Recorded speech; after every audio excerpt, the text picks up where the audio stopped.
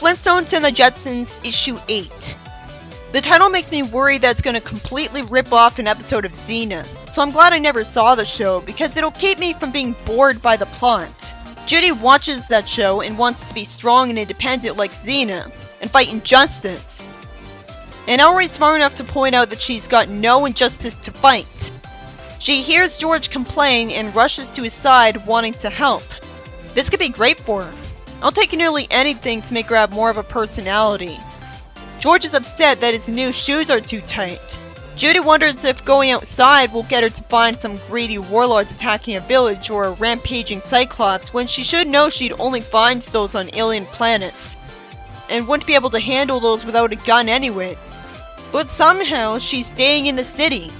She hears someone call out that he needs help and rushes to his side. He says he was about to fall over and did, but says it didn't hurt a bit. I don't believe that. He's just lying to reassure her because he's really polite. He thanks her for her concern.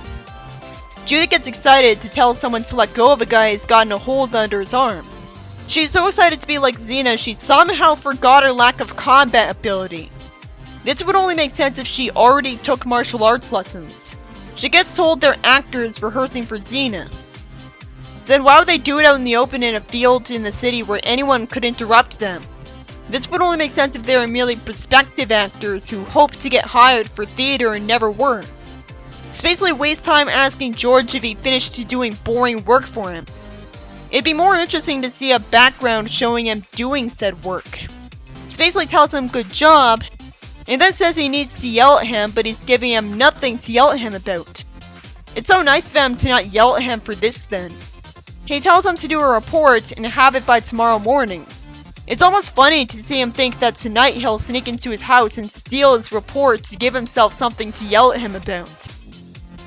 This seems unrealistic for a boss, but I can understand him wanting to blow off some steam so badly when he's got an ugly bossy wife and an annoying spoiled son. This is the start of him being a parody of himself. Jane tells Judy to cheer up and smooches George, who's actually aware that he's been driving Spacely crazy for not giving him something to yell about. I'm glad he did not hear Spacely just because he was complaining to himself. Predictably, Spacely has some trouble sneaking into the house. He climbs into the window just fine, but knocks over a jar when he falls on the table. Judy wakes up, and I hope I'm not supposed to believe she's the only one who did. It's really lazy that the panel doesn't actually show her attacking him. This was being built up to for the whole story. Don't have action if the censors won't allow it, even for a DC comic. She gets him to leave the house, and George rushes into the room. Jane says what she did was wonderful and she's very proud of her. It's sad that Judy thinks she has to lie about Spacely to her friends. It's a relief that either they believe her blatant lies, or don't want to hurt her feelings by admitting that they don't believe her. I wish she just told the truth so there'd be no chance of them not believing her. It's satisfying to see her get told she's their hero. George goes up to Spacely and asks him if he's alright and wonders what happened to him. Spacely's actually smart enough to lie, but not smart enough to tell him a good lie. So he just says a funny line, "I fell down," repeatedly. He should have said he fell down the stairs.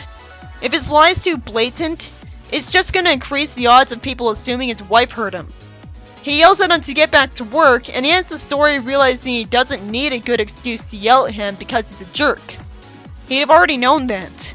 But this is a different universe where he didn't yet. So Judy just taught him a bad lesson. The Flintstones and the Jetsons, Issue 9.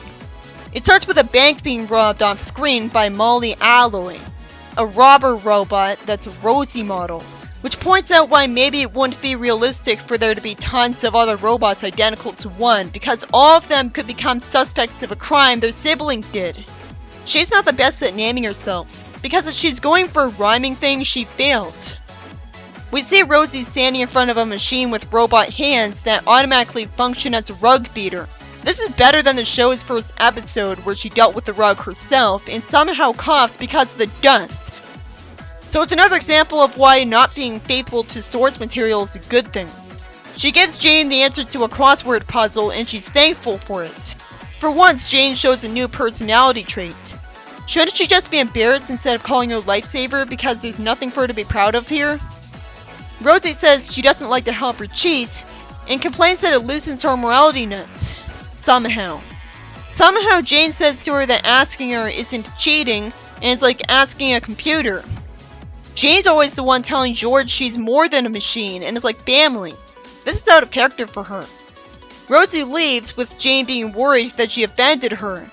And Jane hears a news bulletin interrupting the TV program, saying that Molly robbed a bank. I'm somehow expected to believe she resisted every attempt at reprogramming her. I wish it was explained that a witch cast a spell on her to make that possible, because she's working for her. But if a witch wanted to get rich, she'd just zap up gold and sell it. I guess she doesn't want to take the risk of people asking her where the gold came from. I'm saying all this with the assumption that resisted every attempt at reprogramming her doesn't mean that she attacked anyone who tried to reprogram her and got away. Because you'd think with that kind of danger, people would make sure the robot is stunned first so they wouldn't be able to resist that way. Rosie feels bad for a bird for inexplicably getting bothered by the automatic rug beater. She damages it to save the bird and tells Jane that she didn't defend her. She just heard the bird out there. That's in character. Maybe robots are programmed not to take offense to being called to names and treated like they're just machines. Molly is somehow standing unharmed after she inexplicably crashed her car. Predictably, she decides to hide in George's apartment of all places. She uses a telescope to see Rosie and decides to use her antenna to call the cops to send them after Rosie so that she can get arrested, with them not believing her and planning to scrap her. Molly starts impersonating Rosie and Elroy asks her to guess what happened to him in school today. She asks him what happened and he tells her to guess anyways, which was rude and selfish of him. He should know not to waste her time with a boring game like that. Naturally, she gets annoyed at him and stupidly picks him up threateningly when she needs this job and says she doesn't care what happened and wants to know how to use the vacuum. I guess she assumes that nobody would take him seriously enough to believe him. And even if people did notice that she's being unlike Rosie, with how much Rosie needs repairs, they just assume she needs repairs, not think she's been replaced, because what are the chances of that? Judy congratulates her on being rude to Elroy and says, "That's telling him." Then she says she got an A on her computerized exam today and thanks her for Rosie's help, as she has her arm around her back. There's no reason she'd get mad at her for touching her. She should know that telling her not to touch her and threatening to wreck the house along with her would just get her sent to the robot doctor if not fired, which she doesn't want because she doesn't want to be reprogrammed, and that she's supposed to play along. Naturally, Judy tells Jane that Rosie needs help, and gets threatened despite Jane being right in front of them.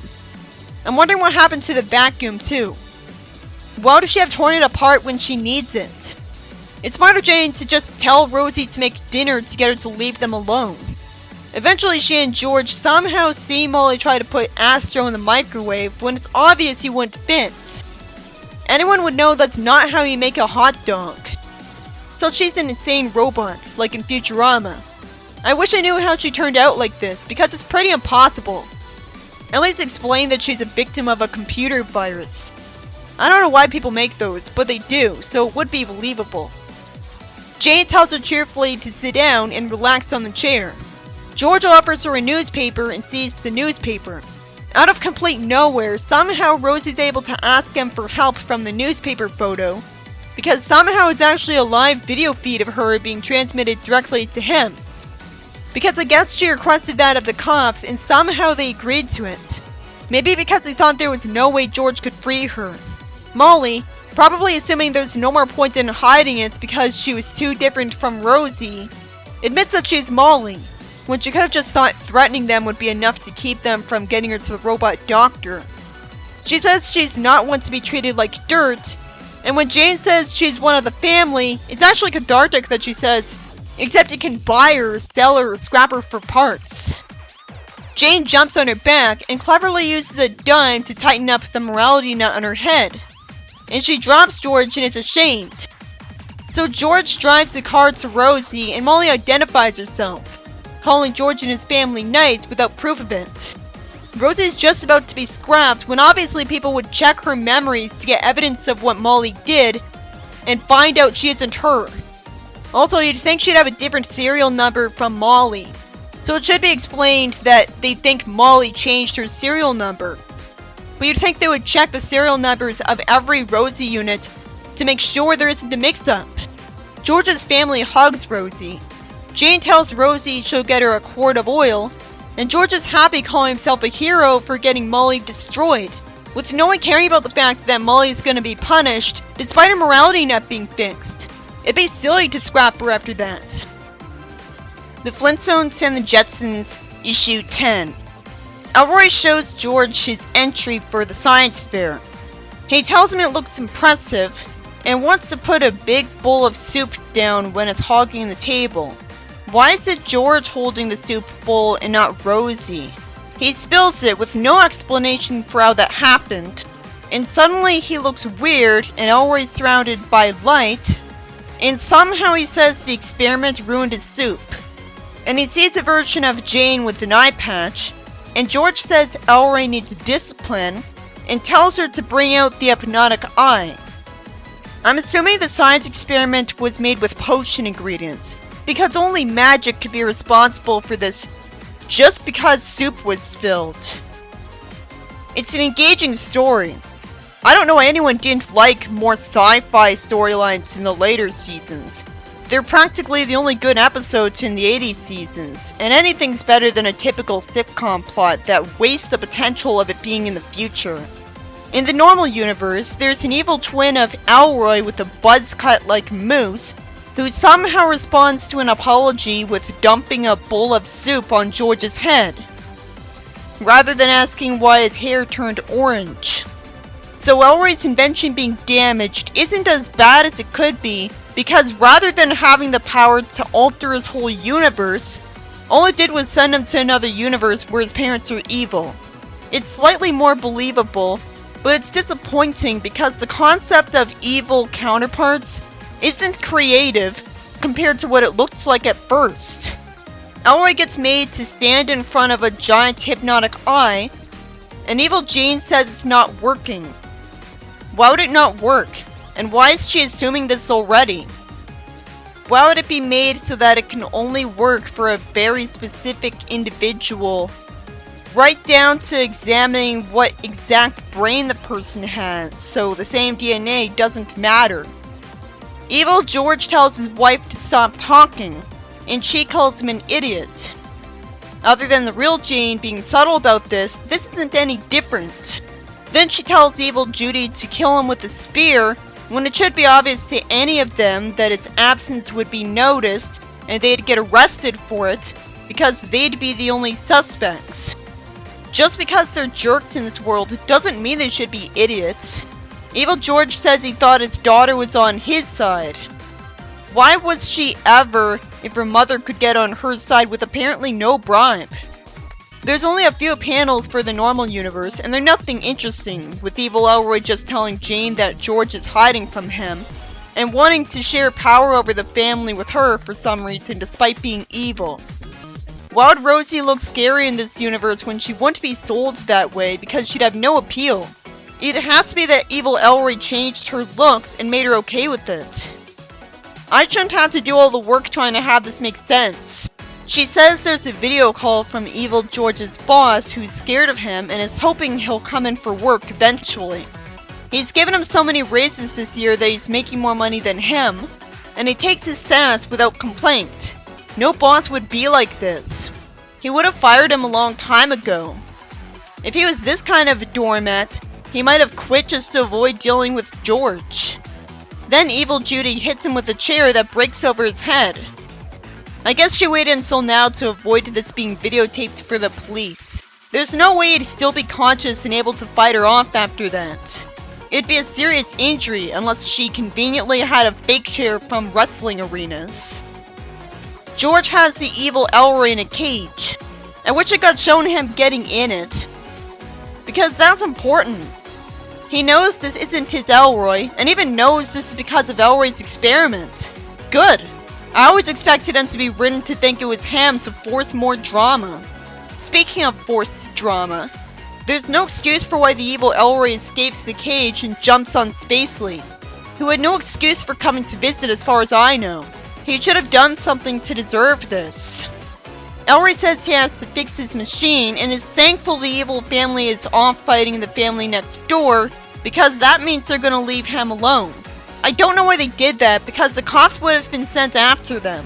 Why aren't they worried about that when they come home? The evil Jane wonders what he's doing instead of simply asking him, which somehow no one thinks to do. I guess they assume he's trying to make the machine able to destroy them so he can get away from them. Evil Judy spills soup on it out of spite, which sends him home. I guess he assumed that'd be too easy to work, and he didn't want to risk damaging it beyond repair by doing that, just in case it really wasn't that simple. When George tells Spacely that the real Elroy is back, and he had been replaced by a counterpart, Spacely believes him because all the good writing is in the normal universe. And he hopes he'll get to take advantage of him as his boss someday, calling him impressive. Elroy thanks him, and sadly the story ends with soup from Spacely's shirt dripping onto the machine and putting him through what Elroy went through off screen. Not that we get to see it. And it won't show us anything we didn't already see. This story wastes some time with Judy wishing she could fight bad guys and being unable to. Though I do appreciate how she was actually an enjoyable character instead of nails on a chalkboard. The interesting part of the plot was the funny idea that Spacely wants to steal a report from George's house to give himself an excuse to yell at him the next morning. And Judy beats him up to get him to leave, though it's really disappointing and unacceptable that it was censored in an inexplicable dust cloud. Judy's work didn't stop George from getting yelled at, but at least he didn't have to do the report again. After all, the story is where one of the Jetsons stops a mugger. You'd think she would have been written to stop a mugger. Judy's character could be good if she was a useful action girl whose fighting we actually got to see. But her life doesn't give her any opportunities to, and it wouldn't be Judy anymore if she didn't at least reference a crush she had on someone every so often so she could never stop being an annoying character. This story is about Rosie getting impersonated by a criminal Rosie model, who makes an idiot out of herself, not even trying to keep up the act because she's impatient and doesn't even want affection. When George sees the newspaper mention that Rosie got arrested, Molly drops the act, and Jane uses a dime to tighten her morality net, getting her to agree to come with them to save Rosie. And somehow Molly getting sentenced to death is treated as a happy ending by the family, even though the tightening of her morality net made her a different person. So it should have been explained that it'd be very temporary. But a simple replacement of it would have solved that problem. And if it was that easy, people would have done that to her instead of trying to reprogram her. But it was worth it because it was cool to see someone who looked like Rosie being menacing and not taking anything from Elroy. And to see Jane being cool. This story has George's inexplicable spilling of soup on Elroy's machine caused Elroy to get switched with an evil counterpart of his. There's no real excuse for the evil version of his family acting the way they do because they'd still know the police would arrest them for it. So it wasted the concept of them being evil by not having them be like they realistically would. But the writing in the normal universe was impressively non-terrible because George caught on right away to what happened and basically believed the family when they explained things. The way Elroy got home was so predictable I didn't expect it to happen, because he didn't try to go for it right away. Another reason the plot wouldn't happen is that Rosie would have been handling the soup bowl and never spilled it, but it was exciting enough to be worth it. This is better than the movies by far.